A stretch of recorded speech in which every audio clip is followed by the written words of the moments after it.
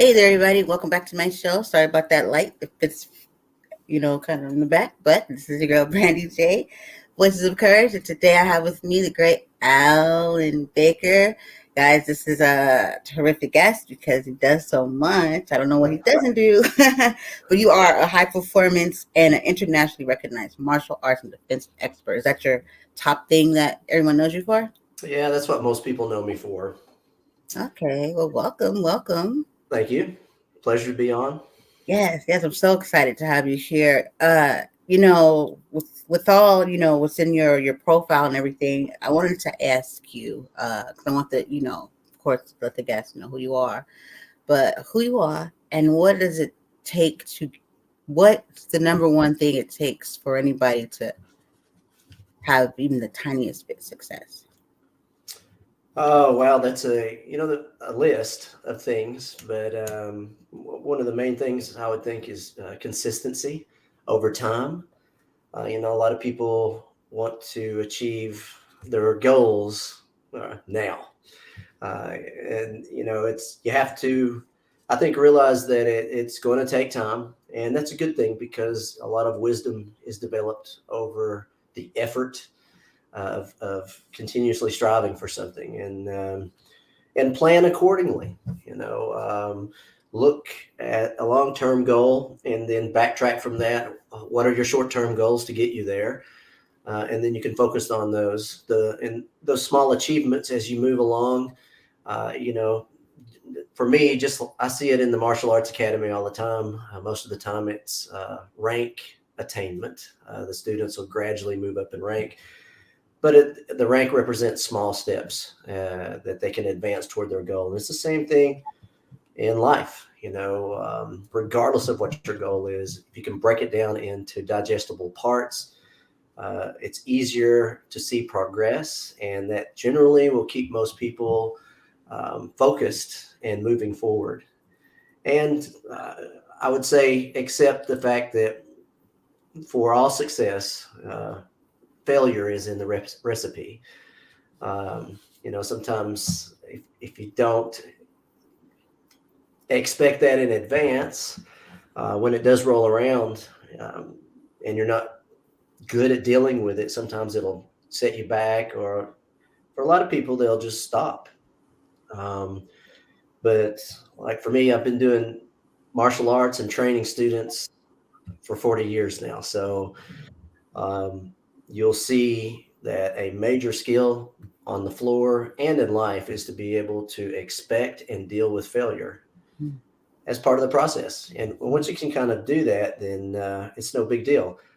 You actually seek it out. You'll start to place yourself into environments where you can gain that wisdom through failure quicker. And you can obtain the knowledge that comes with it, and Yeah, because there's no way around it, right. and yeah. That's very So true. That's a powerful message, though, to look at failure kind of like as learning, because that will take somebody's fear away, and they'll go, like you said, they'll go seek it and they'll expect it, but they'll know with it comes lessons, and then that's very powerful actually, because that's what everybody's fearful of. Like, if I don't make it, but how do you make it if you never try? yeah, you look at some of our great achievers. None of them got there without some sort of failure, and Yeah, I'd probably say there was quite a bit of it. We just don't know about it, because they right. probably don't advertise it. All we see are the great things they achieve. But Yeah. for every great event, I'd be willing to say there is at least 10 failures, at the very Hmm. least, that came along prior to that.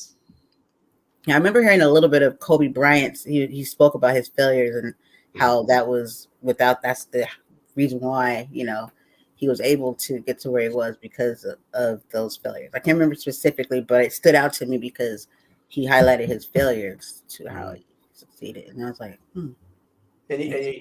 Great example, because how much training did he do? How often did he get out there and work and place himself in that environment? And in that process, yeah, you're going to make mistakes.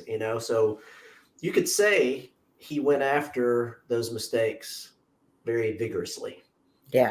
and probably got more of them out of the way than anybody else. And so he moved along that process quickly. Yeah. Yeah. I love him. Like, that's a kind of genius way. I'm like, because it makes you just want to go out there and live and do everything. I'm like, yeah. Let's go do it. Okay. Definitely. Definitely. So for you, okay, so what was have you ever had, uh, obviously there's been failures, but what was the one that you have, like the one that really, really pushed you like to the limits? Oh, wow. There's a lot of them, in business. You'll have failures in business. And those motivated me to keep going, try again, go back, don't make the same mistakes. And, in martial arts, obviously, lots of failures. I do many different arts, and, just let's say kickboxing alone, how often do you get punched in the face, before you take a step back and stop, before you try to do something to keep that from happening. So there's a lot of them, and that was always a philosophy I learned from my teachers, and I see on the academy floor is, you accept that, the Warriors perspective. We know that those are going to happen. So I'm going to get my partner and I'm going to go make as many of them today as I can. Of course, there'll be some successes too, but, and I'm going to intelligently look back at what I did. Sometimes we'll make them and just go, well, I won't do that anymore. But you have to sit down and take time, recognize what happened, what part of the equation didn't work, and make a mental note, if not a written one, on how to avoid that again in the future. So you make it a good educational process.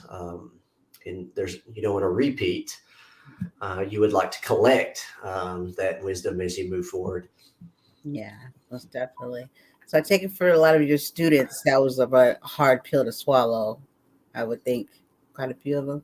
It varies per individual. I've had some that are just fearless, and it's just 100 miles an hour, and then some, yes, you'll see that they take it a little more to heart. But that is one of the beauty, some of the beauty behind that environment is, they don't have that discussion with that student at that moment written on the curriculum. And you walk out and you have a talk with them, and, it'll change the way their perspective on the academy floor. And if they let it, it'll do the same thing for life. That's how I learned it. A lot of those lessons were in between classes or afterwards. And those little moments when your teacher, your mentor will whisper that advice in your ear and you can ignore it. But fortunately for me, I listened, and it had a great effect on my life and where I went. Right, right. I think like hearing you talk about this, like the students said some of them are fearless and some just go, and then some a little bit harder. But do you think like you can kind of tell, like say for like an athlete or anybody that's achieved something, you'll have the one that's just like swooping around the place after they won. They're like, yeah, like they expected it. And then you have that one that won, but they're crying, but they're crying because you could tell that they've been through a lot and they worked so hard to get there. And they're just like, yes. So you think that says a lot about like, cause you get that one that wins, but they take it so, like they just, and that's what I feel when I that's what I prefer from each type of like player or winner. Yeah, it varies. Individuals' reactions to success. Mm-hmm. That's another thing I generally try to teach my guys is how you handle success says a lot about you. So those moments of high energy and high emotion, just like in life, you can have a moment where it takes you over, and sometimes you'll do the wrong thing, you react differently. So it'll vary depending how each individual reacts to it. Yeah, I think I'm the crier. Like that's what I think everyone. No, I think I am the crier though, because I know it takes a lot of work, and then people judge and they don't expect you to. I think that's a lot. Do you think that that's a lot to do with what's the biggest thing that holds people back? Do you think it's other people and judgments and how a lot of people expect you to lose or not to win? Uh, or your reaction to it. I mean, there's no action in life that you're going to do that you're not going to run into an opinion uh, or someone trying to force their point of view on what you're doing. And, it's a life skill to get to the point to put a volume knob on that and be able to turn it down. Not only those guys externally, but that guy internally too. Sometimes he's not the biggest cheerleader. Right? Yeah. So you really have two angles there you got to get used to, and usually the first one is what other people say, what other people think, and that's a major, skill to be able to take it for what it's worth. It's constructive feedback, and I'm going to react accordingly. I think the little voice in the head, the internal landscape, is probably a little more powerful because that external noise will feed that little internal voice, and he'll sneak up on you, and whisper in your ear. So the ability to start to rein that guy in, one, shut him up or turn him down, and two, to start getting him to say what you want to hear. Which you'll see, a lot of very successful people, they'll talk about mantras, different types of internal dialogue they'll use to start to train that internal dialogue. So. So do you have any books? I know you have two. Do you have any books on? Because you do. You actually, Jill, you you've trained within the military, like tactics and things like that, right? Yes, I have an academy in Mhm. Woodstock, Georgia, and I have a business outside of that, Mhm. which is a tactical training business. And I work with a lot of military, law enforcement, protection groups, protection training agencies, which has been a fantastic experience. I can imagine. It honestly shined a light on a completely different world of defensive tactics that you don't normally see in the martial arts world. Those guys from all those branches, they have to follow certain rules, behavior patterns. They have to take into consideration how things look visually, and most martial arts don't care about that. It's just Don't get hit in the face. Like, no.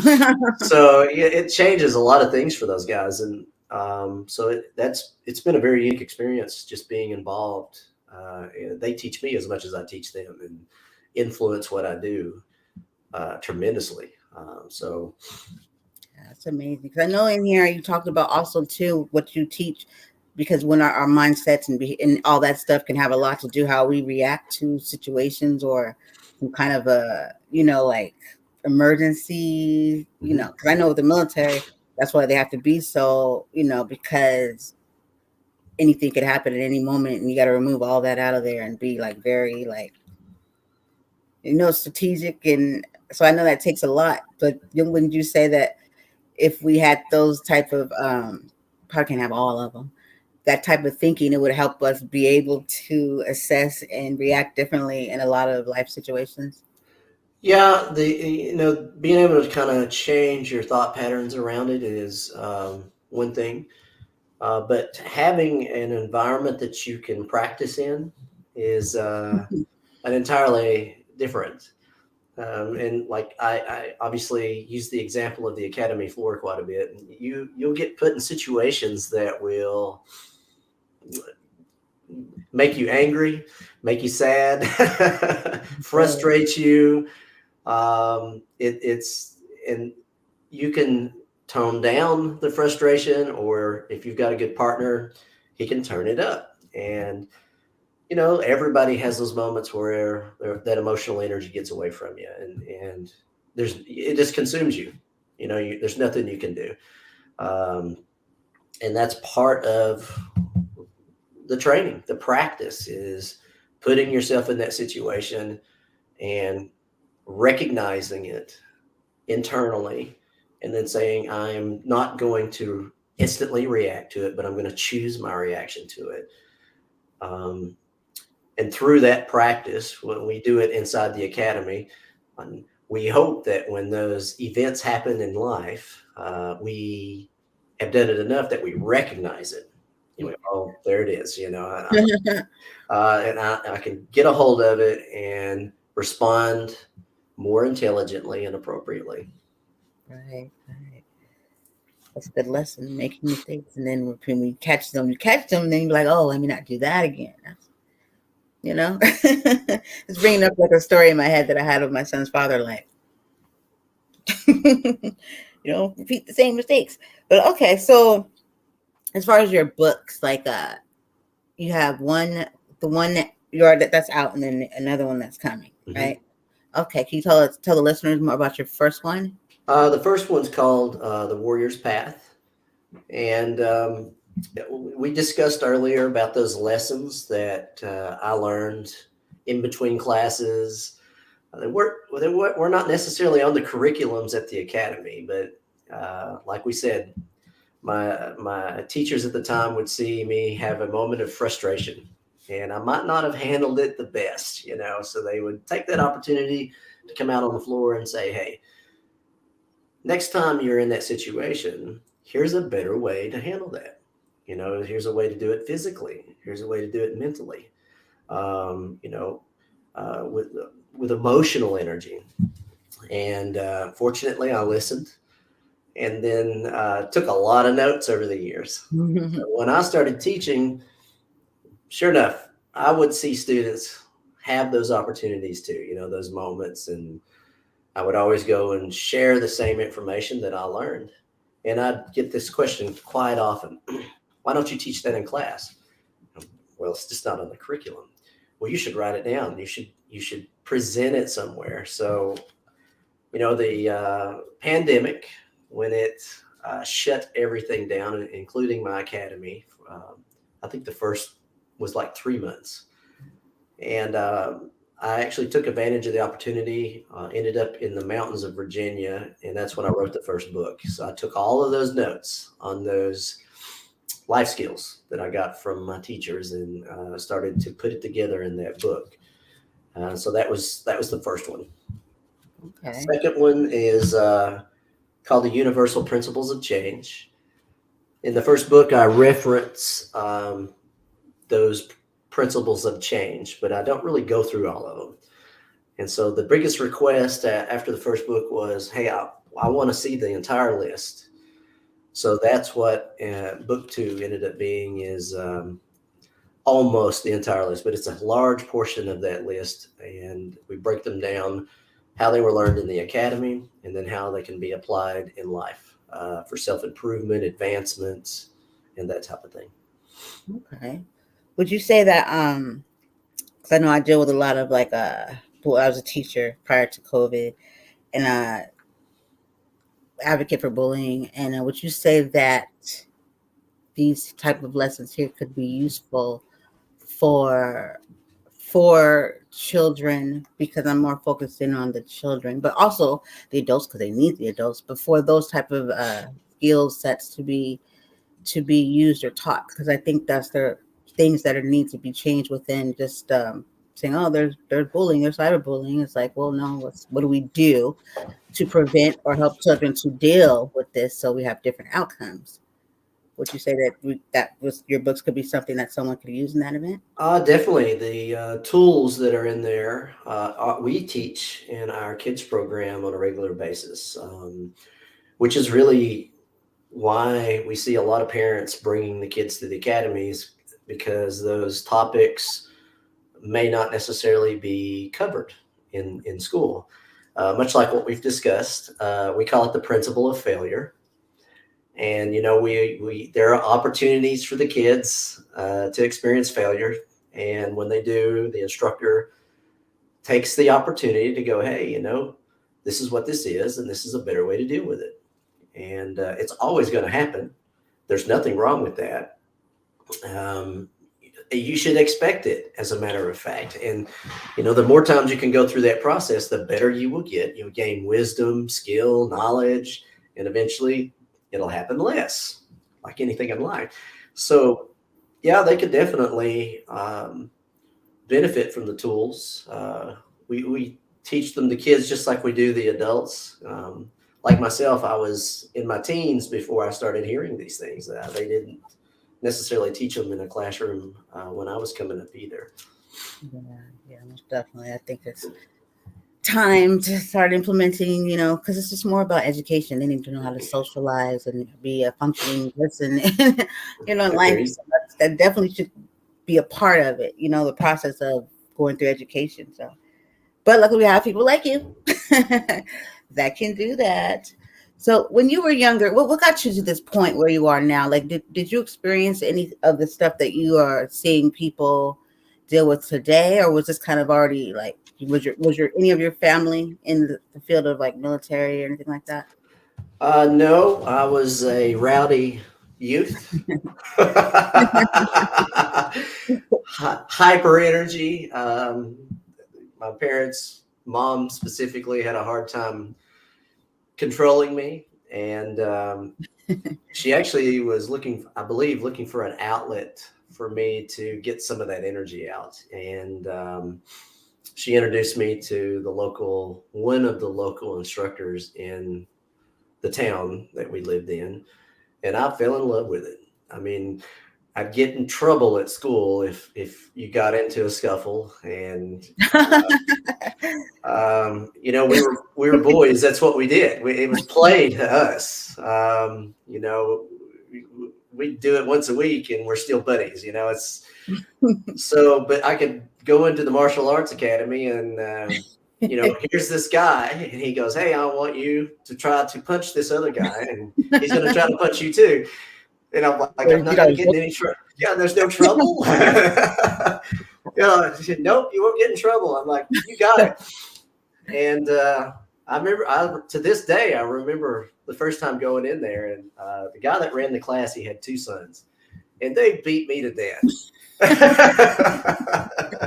I don't think I touched them one time, but I loved it. I absolutely loved it. I didn't care if I was getting beat up or not.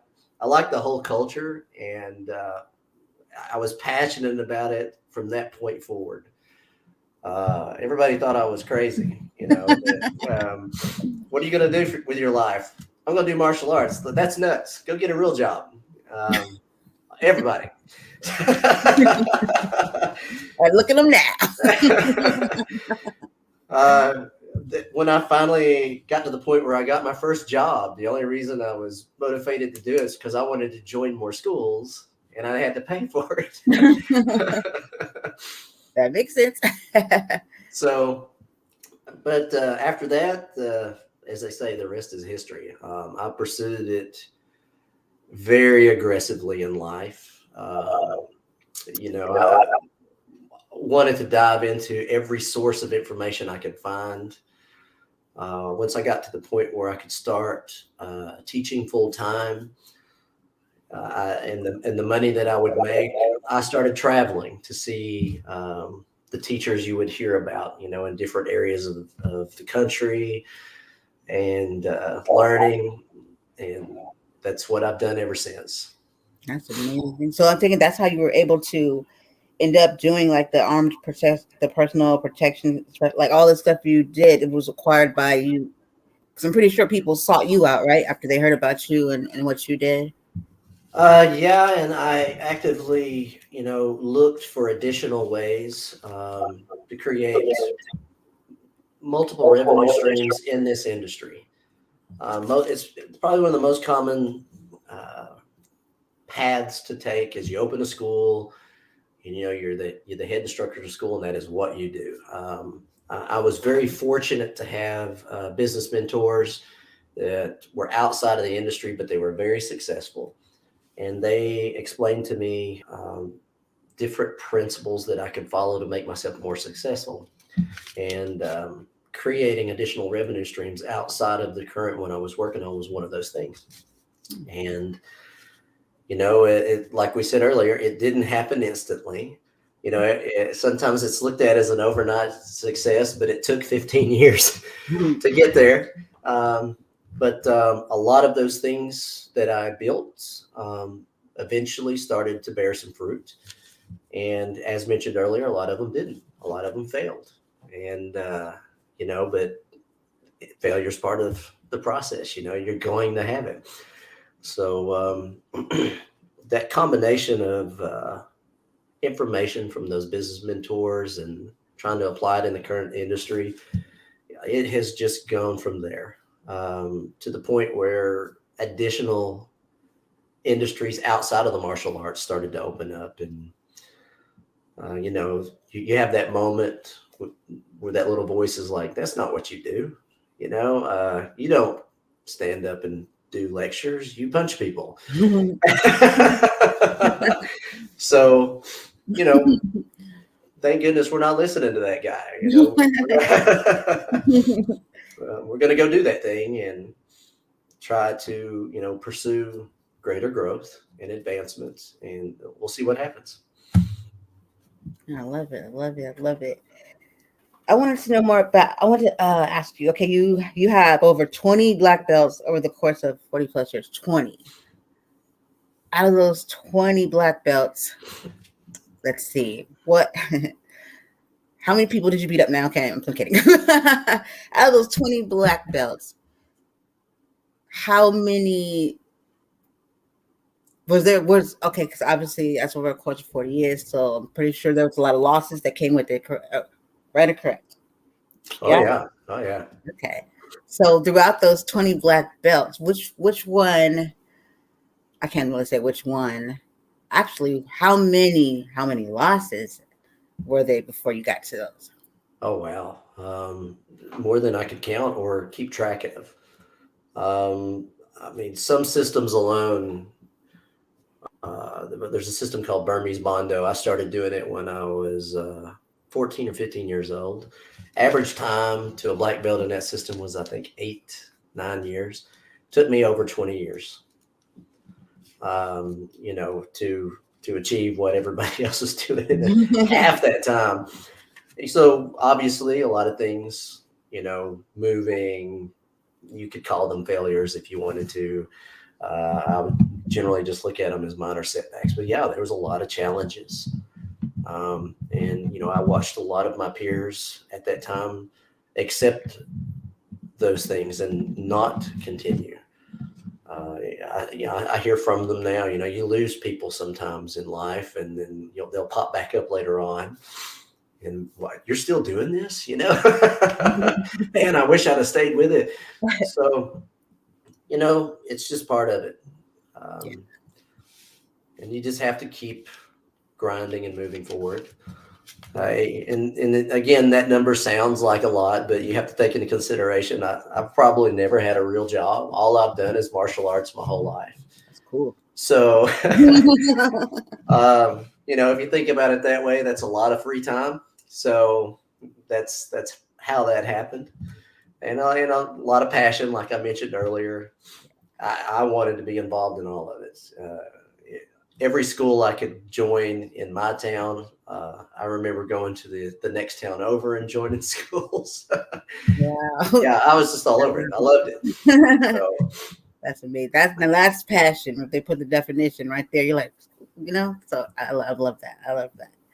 So what would you tell your young? Okay, so you now, Alan Baker. Now, what would you tell your younger self if you can go back today? Oh wow.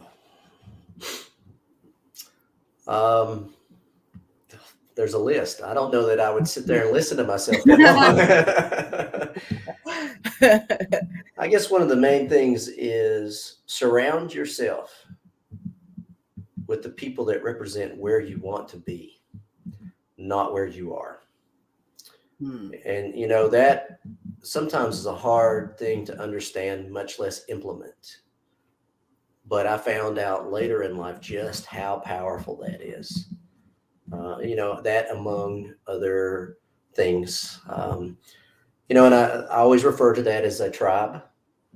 you know, and you, or sometimes people call it a network, but you can choose those people, your inner circle, who you surround yourself with. Now, some are family, you know, they're there no matter what, but generally you have a choice, and that's a tough choice to make sometimes, you Yeah. know. So, but that's probably the first thing I would start with, because I didn't learn that for a while. And now, you know, once I've started to see the power in it, and I think too, people will be sent to you. You know, there's a saying that says, when the student is ready, the teacher will appear. So when the student's ready, the mentor will appear. And it's sometimes it's miraculous how that happens, you know. And when you're ready to make a change, a certain angle in your life, is it's interesting how those opportunities, the door might not swing all the way open. Mhm. You got to do some work, but Yeah. it'll crack. And you know, you have to be able to recognize it and be prepared at that moment to take appropriate action.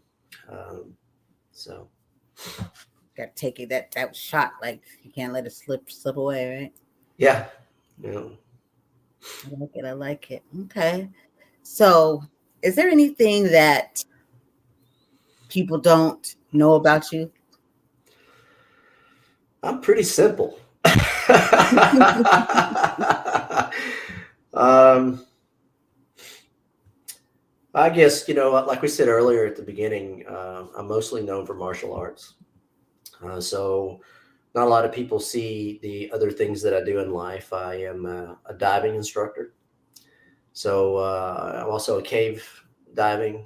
Wow, I love it. So yeah, that's something that most You're people down there don't with know. the sharks. You know, I've ran into a few.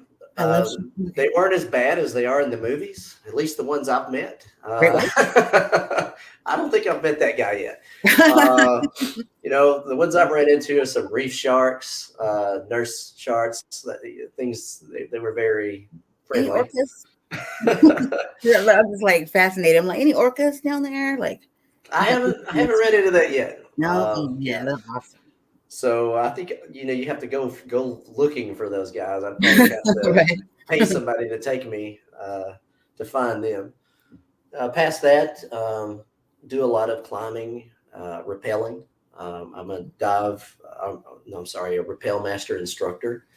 So we run a course to teach rappel masters about twice a year out of Alabama. Do a lot of shooting instructor. Um, I teach the defensive tactics at the Executive Protection Institute out of Virginia and the Vehicle Dynamics Institute out of New Jersey. They are two major educational facilities for the protection agency. So those are a few things that most people don't know. All right. I'm like, that's stuff people don't know. Wow, wow, wow, wow. Definitely gonna talk to you about this cave diving thing though. I'm just fascinated with the like all week I was watching like orcas and octopus and all that stuff, and I'm just Oh, it's amazing. like, We just did a trip to Bonaire just in the last year, and speaking of octopus, I mean, there was some amazing life on that trip that we ran into. Coral reefs are incredible. Um, it's a gorgeous area, all hidden underwater. You wouldn't even know unless you know, put a tank on and got down there. exactly. So amazed. Like octopus are my latest. I've been studying them. I'm like, dude, those are not octopus. Those are aliens. Something's going on there. They're so different. And like what they do, they can like just turn into like a statue. Like they can blend in. And I've seen them pick a lot. It's crazy. Yeah, But super intelligent. yeah, I'm onto something here. Those aren't octopus. Later story. Most definitely. So okay, so for you, I'm pretty sure because a lot of times I'll ask if you weren't doing this, would there be something else you'd be doing? I'm like, Well, wow. Yeah, if I weren't in the martial arts industry, I'd probably be teaching diving somewhere. I'd be a guide on the side of a mountain. I love that stuff. I'd be somewhere closer to the ocean or closer to the equator, doing that type of stuff. one of the reasons I got into them initially is, I was doing it already, but I wanted to create the opportunity to get paid to have fun. And, and it's still work. Running a dive trip is, not easy, but still, you're in paradise, having a good time, waking up with the sun, and it's, nothing like it. So I'd probably be doing something along those lines. Yeah, that's pretty awesome. I'm like, it's so inspiring. I'm like, I want to be just like him. Because you're passionate, you live your dreams, and I feel that too. Like people should, we don't really get that growing up. We're just told like people tell you, your real job, your real job. No one teaches or conditions kids to live with passion and live it and know and fulfill your dreams versus get a job, go there, go to school, get that. As soon as you want to live a dream, hey, get a real job. Totally agree with that. Yeah. Yeah. So I definitely believe in pushing people for their passions. I know that I know you can't stay with me all day. But is there anything before first of all, I do want the listeners before we go at all to know where they could find anything Alan Baker, any social media websites? Well, there's a couple of websites. The Academy website is the AtlantaMartialArtsCenter.com. And if you enter in Atlanta Martial Arts Center, most likely will come up.